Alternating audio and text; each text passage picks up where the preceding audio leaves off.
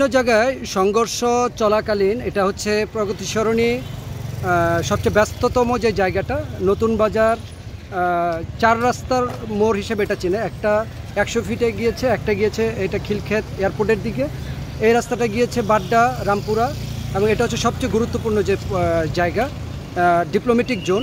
সেই ডিপ্লোম্যাটিক জোনের বিভিন্ন জায়গায় সংঘর্ষ হওয়ার জেরে আমরা দেখতে পাচ্ছি আইন শৃঙ্খলা রক্ষাকারী বাহিনীর পাশাপাশি বাংলাদেশ সেনাবাহিনী পুরোদমে তৎপরতা এখানে তারা করছে, এবং তারা একটা প্রস্তুতি নিয়ে রাখছে যাতে কোনো রকমই এখানে ঝামেলা তৈরি না হয়। ডিপ্লোম্যাটিক জোনের সর্বোচ্চ নিরাপত্তা সতর্কতার জন্য তারা এখন একেবারে সর্বোচ্চভাবে প্রস্তুতি নিয়ে আছে। আমরা দেখছি বাংলাদেশ সেনাবাহিনীর পাশাপাশি বাংলাদেশ পুলিশের যারা সদস্য এখানে তারা তাদের তৎপরতা বৃদ্ধি করেছে। বিভিন্ন জায়গায় সংঘর্ষের খবর আমরা পাচ্ছি। সামনেও আমাদের একটি টহল টিম আমরা দেখতে পাচ্ছি। যেহেতু রামপুরা থেকে একেবারে শাহজাদপুর সুবাস্তু পর্যন্ত বড় যে মিছিলটি ইস্ট ওয়েস্ট ইউনিভার্সিটি থেকে বের হয়েছিল, সেই মিছিলটি অনেক জায়গায় আওয়ামী লীগের নেতাকর্মীদের ধাওয়া দিতে গিয়ে বিভিন্ন জায়গায় ভাঙচুর করেছে তারা, এই অভিযোগ করেছে যারা এখানে ভাঙচুরের শিকার হয়েছে তারা।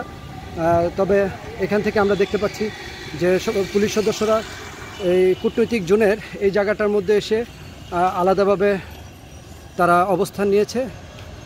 সব মিলিয়ে একেবারে ব্যস্ততম সড়কে আজকে রিক্সা এবং সিএনজি ছাড়া তেমন কোনো যান চোখে পড়েনি। তবে কূটনৈতিক এই এরিয়ার যে তারা নিরাপত্তার দায়িত্বে যারা, তাদের তৎপরতা ছিল চোখে পড়ার মতো।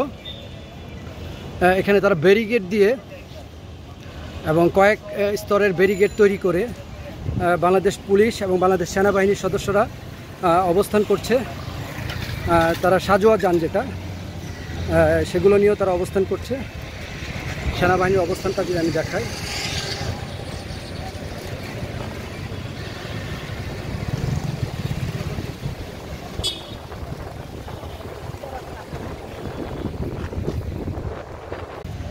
এ পাশেও আমরা আরেকটা টিম দেখতে পাচ্ছি, অর্থাৎ রাস্তার উত্তর দিকে একটা পুলিশের টিম এবং দক্ষিণ দিকে একটা টিম, মাঝখানে সেনাবাহিনী এবং পুলিশের ব্যারিকেড দিয়ে কড়া পাহারা বসিয়েছে।